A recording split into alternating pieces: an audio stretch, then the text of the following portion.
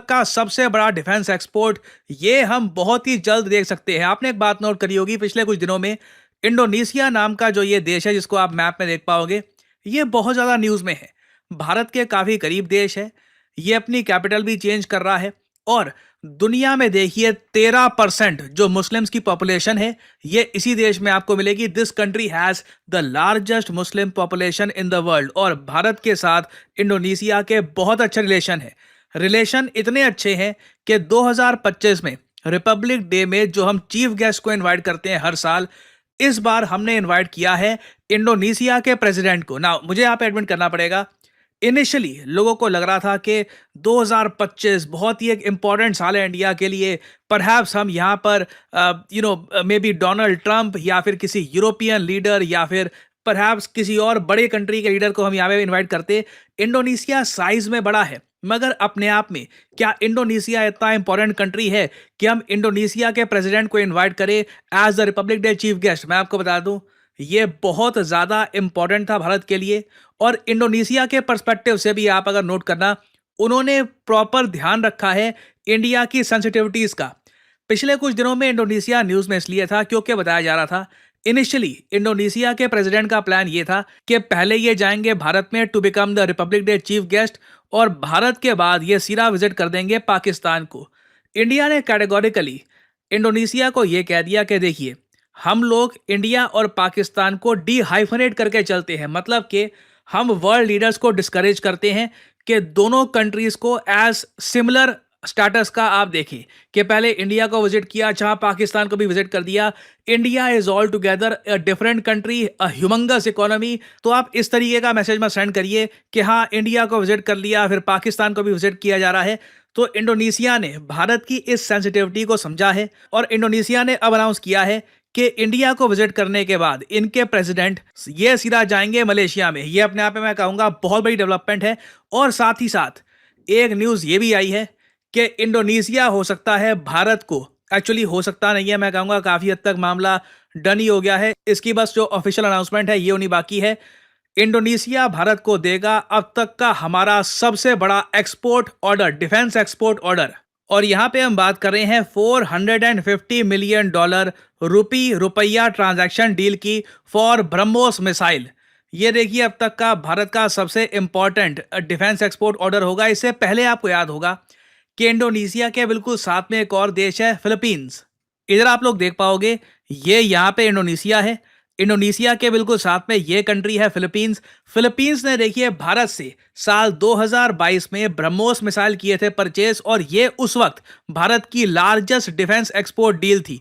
इस डील का साइज बताया जाता है $375 मिलियन था। तो इससे कई गुना बड़ी डील, $450 मिलियन की एक डील बहुत ही जल्द हम इंडोनेशिया के साथ साइन करेंगे। बताया जा रहा है जब इंडोनेशिया के प्रेसिडेंट भारत में आएंगे, उसी वक्त ये डील इंडोनेशिया के प्रेसिडेंट प्रावोवो और भारत के पीएम नरेंद्र मोदी के बीच में साइन कर ली जाएगी। और इंडिया ने एज ए चीफ गेस्ट इनको इनवाइट भी इसलिए किया है क्योंकि इंडोनेशिया आने वाले समय में भारत के लिए एक बहुत ही इंपॉर्टेंट डिफेंस पार्टनर बनने वाला है। क्योंकि यहाँ पे आपको समझना होगा, देखो, अगर भारत को अपने डिफेंस एक्सपोर्ट का टारगेट रीच करना है, और वो टारगेट आप सबको पता होगा 50 करोड़ के डिफेंस एक्सपोर्ट्स हमको करने हैं 2029 तक।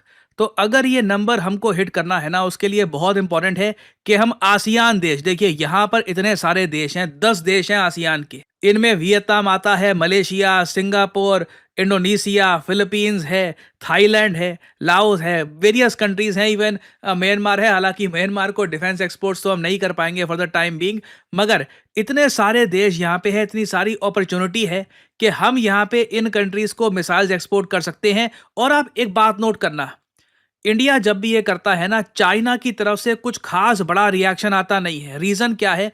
हम यहाँ पे एक्सपोर्ट कर रहे हैं ब्रह्मोस, जहां पर रशिया का भी स्टेक है।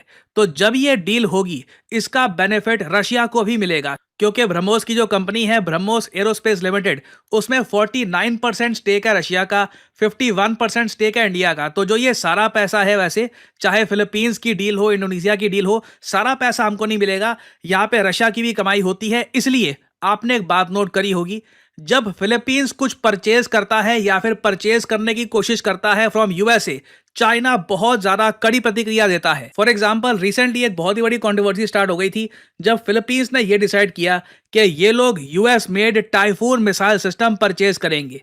चाइना ने कहा कि यह बहुत गलत काम किया जा रहा है, फिलीपींस एक आर्म्स रेस स्टार्ट कर देगा। बहुत ज्यादा कड़ी प्रतिक्रिया दी चाइना ने। मगर जब इंडिया ने ब्रह्मोस बेचा फिलीपींस को, चाइना लार्जली क्वाइट रहा था। इंडोनेशिया के केस में भी मैं आपको बता दूं, चाइना काफी हद तक क्वाइट रहेगा और ये इंडिया के पास एक ह्यूमंगस एडवांटेज है। नहीं तो आपको अगर हथियार बेचने हैं, आपके पास मार्केट लिमिटेड है, किसको बेचोगे आप? पाकिस्तान को नहीं, चाइना को नहीं।